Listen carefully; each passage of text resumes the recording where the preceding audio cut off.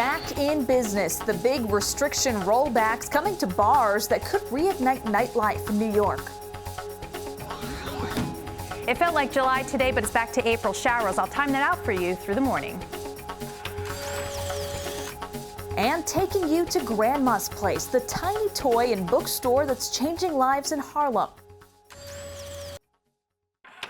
This is News 4 Now for April 28th. I'm Rant Novini. New York City is getting the biggest nightlife jolt in more than a year. The curfew at bars and restaurants is lifting, and you can actually sit at the bar in just a matter of days. On May 3rd, the governor announced that seating at bars can resume. Catered events at people's homes can also resume. And then 2 weeks later, on May 17th, the 1 a.m. curfew on outdoor dining will be lifted completely. The curfew for catered events where people have proof of vaccination or a negative COVID test will also be lifted. And 2 weeks after that, on May 31st, the indoor dining curfew will end. The curfew on catered events will be lifted as well. This announcement one-ups the state Senate majority, which was set to roll back some of the governor's executive orders, including the requirement that people buy food in order to purchase alcohol. Police say the driver charged with striking and killing an NYPD officer on the LIE has admitted to being drunk, and she also said that she smoked marijuana before getting behind the wheel. I'm sorry. What are you sorry for? I'm sorry because I hit him and he's dead. That's the tearful apology from 32-year-old Jessica Beauvais as she was led out of a police precinct. She's facing 13 charges, including aggravated and vehicular manslaughter. Police say she struck and killed Officer Anastasio Sakos as he was directing traffic at the scene of an earlier crash. Police say Beauvais also rammed a police car twice in reverse before being detained. The NYPD is hoping you can recognize the man in a violent hate crime caught on video. This is surveillance footage of the man they are looking for. This incident happened inside of a CVS in Midtown.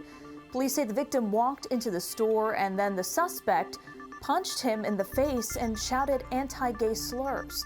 The attacker was then seen on video walking west on 34th Street. If you recognize him, you're asked to call police. Another boost to vaccinate New York. Starting tomorrow, it'll be easier to get your shot. Today, Mayor de Blasio pushed all city pharmacies and community health centers to offer walk-up appointments. At city-run sites, you can walk up if you're 16 or older. But tomorrow, all state mass vaccination sites will be open to New Yorkers 16 years old and up. And all you have to do is walk in, no appointment needed. So for the people who felt, well, this is, I'm not comfortable going on the internet, I don't want to call, I don't want to talk to a lot of people, all the obstacles are removed. Local and county sites have the option of allowing walk-ins with no appointment. It's a lot easier to get a COVID vaccine in Connecticut as well. Dozens of clinics are now taking walk-ins without an appointment necessary, and this applies to any Connecticut resident age 16 and up. Residents encouraged to bring an ID and insurance information, but neither is required. The TriState is approaching 11 million fully vaccinated residents. That breaks down to 32% of New York's population, 34% of New Jersey's, and the leader, still Connecticut, at 36%. Original items from Hollywood, the theater, opera, and dance shows are now up for auction. It's all to benefit the Actors Fund, which helps out those in need within the entertainment community. Some big-ticket items include boots autographed by Lin-Manuel Miranda from Hamilton, a leather jacket worn by Hugh Jackman as Wolverine, and a pair of blue heels worn by Cher. December 18th, the day hip-hop artist DMX was born, will now officially be known as Earl DMX Simmons Day in New York State. The state Senate introduced the declaration last Tuesday, and it was passed shortly after that. His funeral was over the weekend. Well, forget spring, a summer-like day out there, and Maria, looks like we're watching for some rain too. Springtime is crazy, right? It was more like summer today. Of course, this time last week, we were looking ahead to some snow showers to the north and west and temperatures only getting in the 40s. Not the case, not even this evening. So we'll continue the warm weather for the evening as temperatures slowly fall off from the 80s.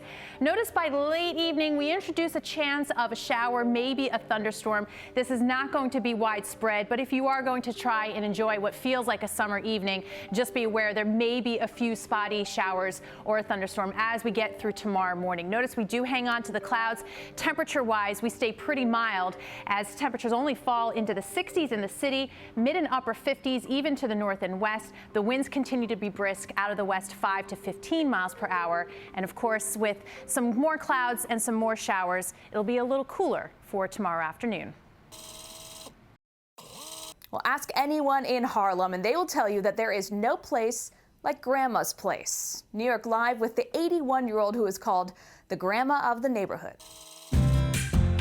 Ask anyone in Harlem and they will tell you there is no place like Grandma's place. The 81-year-old owner of this toy and bookstore has earned her title as Grandma of the neighborhood. And you spend 1 second with Grandma Dawn and you'll know why.